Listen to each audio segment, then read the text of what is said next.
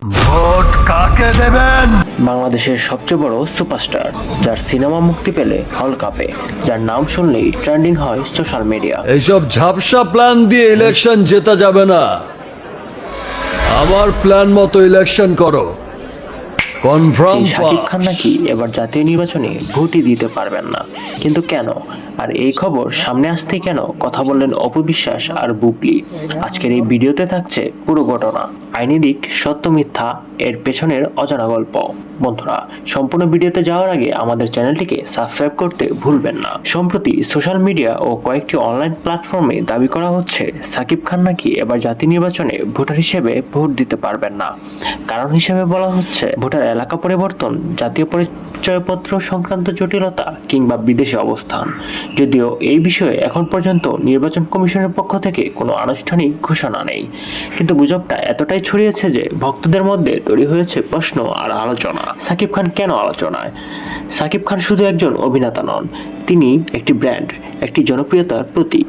একজন জাতীয় তারকা ভোট দেবেন কি দেবেন না, এই প্রশ্নটা তাই সাধারণ মানুষের আগ্রহের জায়গা হয়ে দাঁড়িয়েছে। অনেকে বলেছেন ভোট দেওয়া নাগরিক অধিকার, আবার কেউ বলছেন আইন সবার জন্য সমান।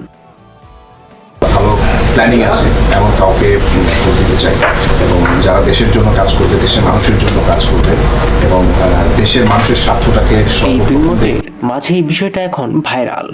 এই বিতর্কের মধ্যেই মুখ খুলেছেন শাকিব খানের সাবেক স্ত্রী অপু বিশ্বাস। অপু বিশ্বাস বলেন, আমি ব্যক্তিগতভাবে মনে করি একজন নাগরিক হিসেবে শাকিব খানের ভোট দেওয়ার অধিকার থাকা উচিত। বিষয়টি নিয়ে ভুল তথ্য ছড়ানো ঠিক না। তিনি আরো বলেন, ব্যক্তিগত জীবন আর নাগরিক অধিকার এক জিনিস না, গুজব ছড়ানো বন্ধ হওয়া উচিত। অপবিশ্বাসের এই বক্তব্যে অনেকেই বলেছেন তিনি দায়িত্বশীল মন্তব্য করেছেন। এ বিষয়ে বুবলি মন্তব্য করে বলেন, যারা আসতে পারবে না তারা ডেফিনেটলি আসলে আবার হয়তোবা গভর্নমেন্টের সাথে যারা পজিশন অপোজিশন সবাই একসাথে কাঁধে কাঁধ মিলিয়ে কাজ। আসল সত্যটা আসলে কি? সত্যি কি শাকিব খান ভোট দিতে পারবেন না? বাস্তবতা হলো ভোট দিতে না পারার বিষয়ে এখনো কোনো অফিসিয়াল প্রমাণ নেই। দেশকে খুবই ভালো রাখবে, খুব উন্নতি হবে, আমরা খুব আরাম করে আরো সিনেমা বানাইতে পারবো, আমরা কাজ করতে পারবো। বিষয়টি অনেকেই গুজব নির্ভর আলোচনা হিসেবে ধরেছেন। আইনি জটিলতা থাকলেও তা সংশোধনের সুযোগ থাকে, অর্থাৎ নিশ্চিতভাবে কিছু বলার আগে আমাদের অপেক্ষা করতে হবে অফিসিয়াল ঘোষণার জন্য। আমরা যাতে আবারও কাজ করতে পারি, আমরা যাতে বাইরে আরাম করে চিন্তা ছাড়া আসলে যেতে পারি, এবং সব জায়গায় যাতে আমরা সেফটিটা পাই, এবং আমরা যাতে খুব মানে ভালো মতো ঢাকা হোক, ঢাকার বাইরে হোক, এই জায়গাগুলোতে আমরা কাজ করি। তারকা হোক বা সাধারণ মানুষ, ভোট একটি অধিকার, আবার দায়িত্ব। শাকিব খান ভোট দেবেন কি দেবেন না সেটা সময়ই বলবে, তবে গুজব নয়। চলুন আমরা সত্যের পক্ষে থাকি।